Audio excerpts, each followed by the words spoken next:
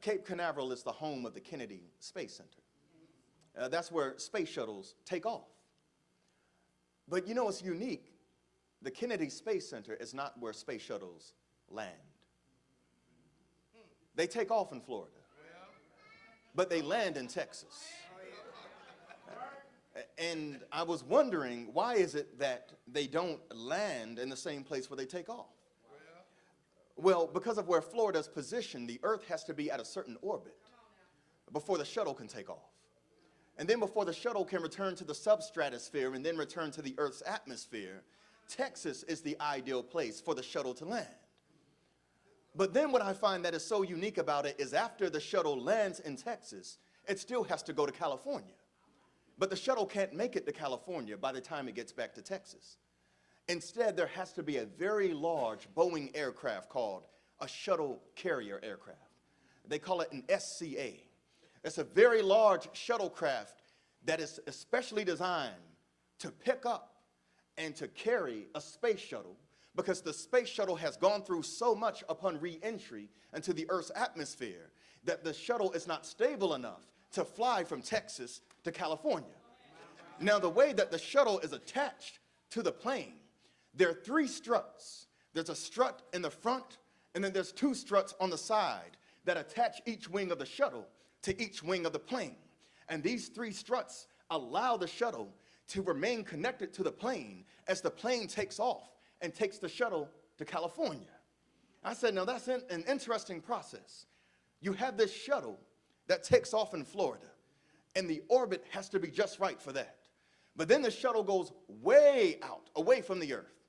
And because of things that happen, the shuttle cannot get back to the place where it started. But it can get to another place upon re-entry. But even when it gets back upon re-entry, it still can't get where it's going on its own. It still needs some help to get back where it has to be. And then I begin thinking about those struts and those 3 struts that hold down the shuttle to the aircraft. And I said, now, isn't that just like us? We start off our lives in one place, living one way. And before we all ended up where we are now, we all had some times in which we may have gone way out to some places where we had no business being. We may have gotten far away from where we should have been. And we got out so far that we could not come back the same way that we left.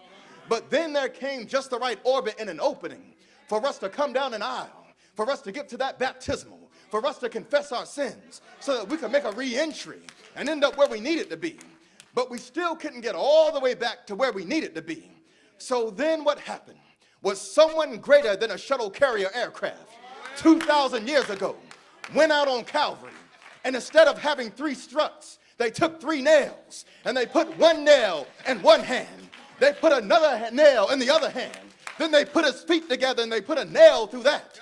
And those nails were stronger than 3 struts, because then all we have to do now is make sure that we're attached to him, and he can lift us up and carry us where we need to go. He can lift us up and he can get us out of where we are to where we need to go. So if you're in a situation that you have to get out of, he can lift you up and he can get you out.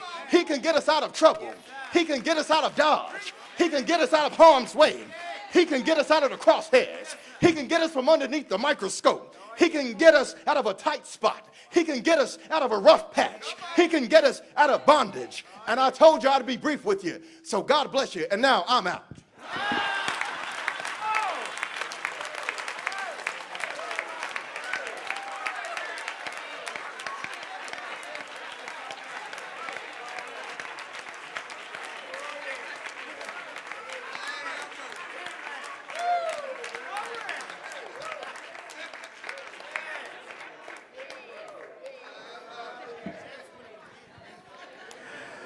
Touch your neighbor and tell your neighbor he can get you out of here.